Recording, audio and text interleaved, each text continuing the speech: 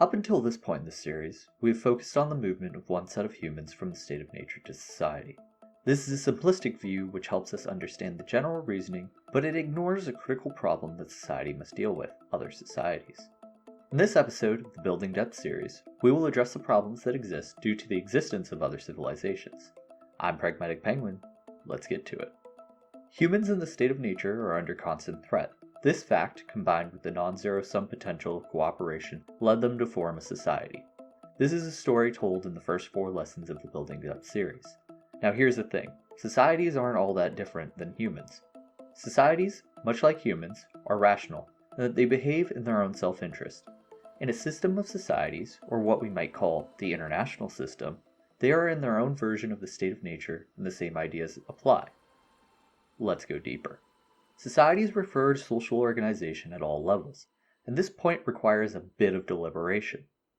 The smallest and first unit of social organization is the family, which we will simplify to a group of 12 people. The force of the social bonds of such a small unit is often enough to disincentivize cheating or other antisocial behaviors, so they are able to cooperate freely to achieve the benefits of non-zero-sumness in their relationships. Even at this level, government exists. There is often a leader of such a group. This is who decides where they will hunt, when they will rest, and what they will forage. The leader's ultimate concern is maximizing the general welfare of their family and keeping them safe.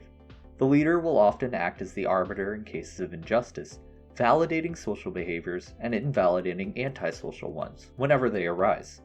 These functions may be conducted via consensus as well, either between the high-status members, usually elders, or all who are considered capable of making intelligently rational decisions, adults.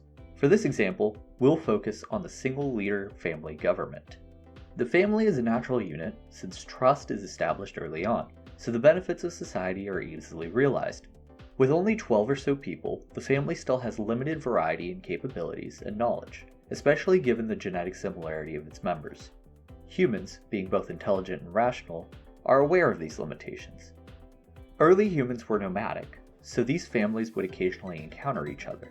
The others they would encounter would often have different skills and genetic material. They also may have had information and resources which they could trade. This doesn't come without risk. The most obvious is that 2 families have no grounds to trust each other.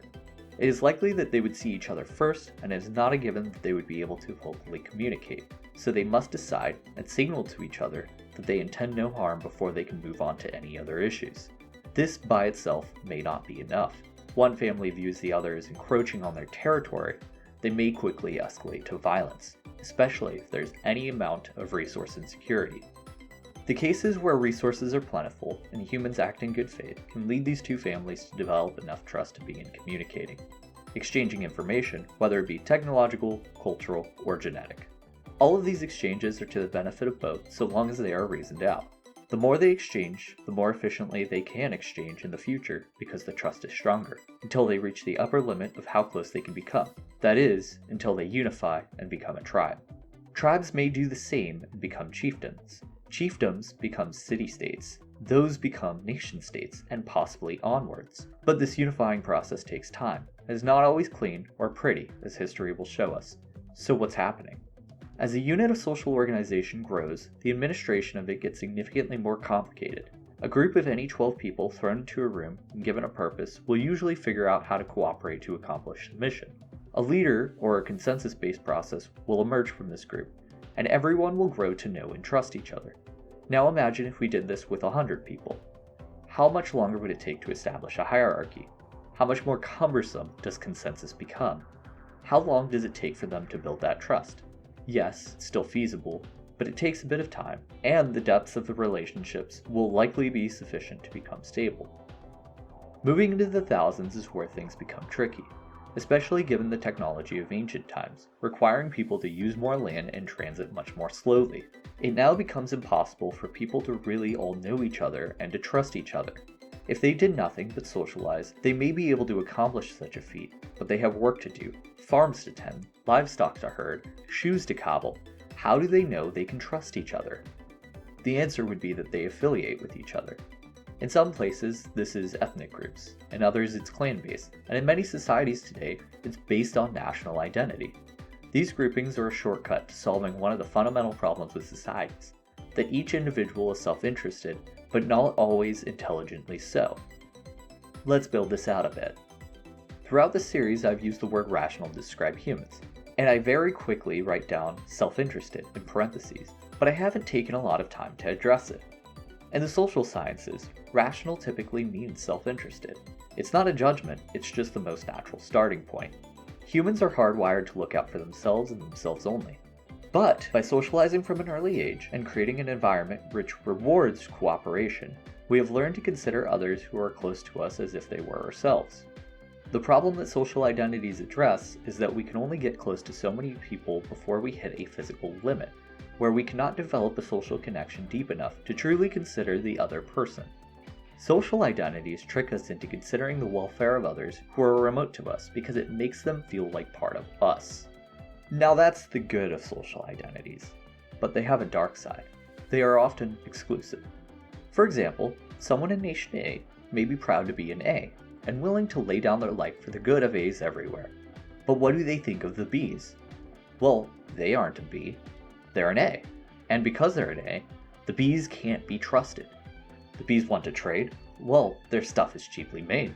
And have you seen the way they wear their shoes? What kind of monster ties their shoes that way? Or wears a tan suit? Or mom jeans? This phenomenon is referred to as negative othering, and it's exactly how it sounds. While social identities serve to unify one group, it also creates a fissure with another, especially in more time the group has to develop distinct cultural practices and ideas. Negative othering is most problematic when there are problems within a society, as it leads to scapegoating issues onto disadvantaged groups instead of directly addressing the problem. Not only does this tend to lead to further marginalization, but the societal problem is never actually addressed and thus will continue to persist and get worse. Today's lesson built on the concept of rational actors and social organization to demonstrate the problems that the existence of multiple societies presents. By better understanding social organization, we are better equipped to identify the phenomenon of negative othering and begin to address how to overcome it. If you made it to the end of this video, I just wanted to say thank you for watching. If you enjoyed what you saw, please like and comment your thoughts down below, and don't forget to subscribe and hit that bell so you never miss out on more content just like this.